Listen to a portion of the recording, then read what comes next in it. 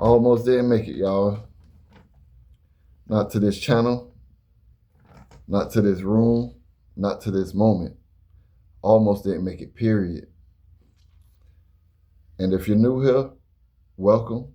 This is A.R.O.S.E from Concrete, and this channel exists here for one reason, and that is for transformation. And I'm talking about real transformation, not highlight reels, not motivation that sounds good on Monday and then forgotten about on Wednesday. The actual process of rising from whatever concrete that has been holding you down.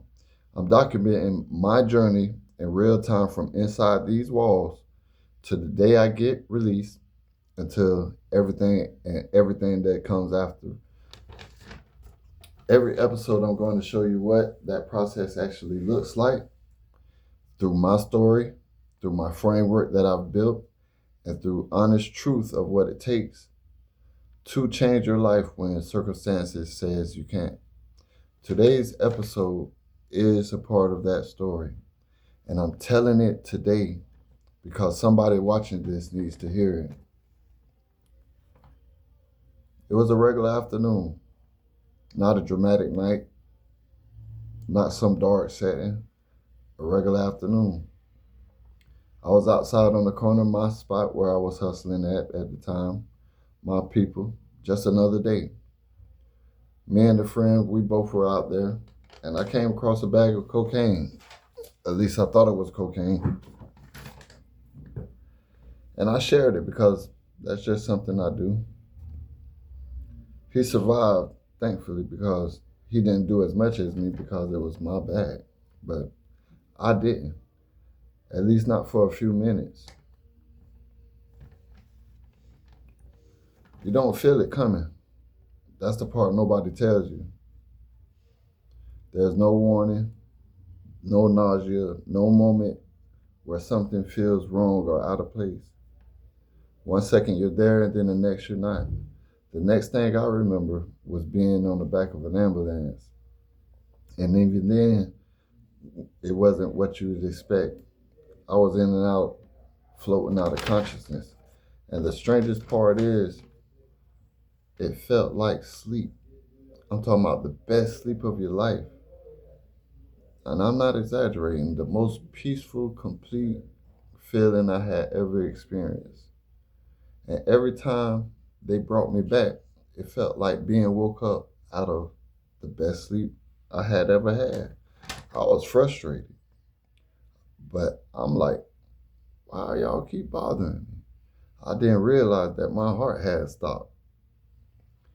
At one point, I came to enough to hear the paramedic lady saying, "He's not responding, we need to put the catheter in him." I came to so fast then, I heard that. I was like, "No, I could do it, I could do it." And then as soon as I got done doing what I needed to do, I was right back out of there. That's the scary part about it, because that's what fentanyl does. It doesn't let you stay. My heart stopped 4 times that afternoon, y'all. 4 times. 4 rounds of Narcan. They brought me back 4 times. When I finally came back for real, when I finally stayed conscious, I looked up at the paramedics and they were crying. Not because they had lost me, because they had got me back. I seen them with tears on their face, high-fiving each other, and I remember thinking, something really is going on here. I didn't get the full picture until I was in ICU for 4 days and waking up not being able to walk. Later, the doctor told me that I had a large amount of fentanyl in my system. And then he said something I'll never forget, y'all. He said, "You're blessed to be here." A lot of people who went through what I went through that afternoon didn't make it. I did. And when I walked out that hospital, fear was gone. The fear of dying was gone. The fear of anything was gone. All of it gone. Because I understood something at that time. When you've been to the edge and you come back, I understood that I was here for a reason. God kept me here for something. And once you know that, once you feel it in your spirit, there's nothing left to fear. Now, here's why I'm telling you this on this channel about transformation. Because transformation doesn't start in the classroom. It doesn't start when conditions are right. For me, it started in the ambulance. For me, it started with a doctor telling me that I was blessed to still be here. It started with me understanding that I had been given time most people in my situation don't get. And now I had a choice on what to do with it. And that choice, that decision to use what I survived to build something that helps other people. That is what A.R.O.S.E from Concrete is.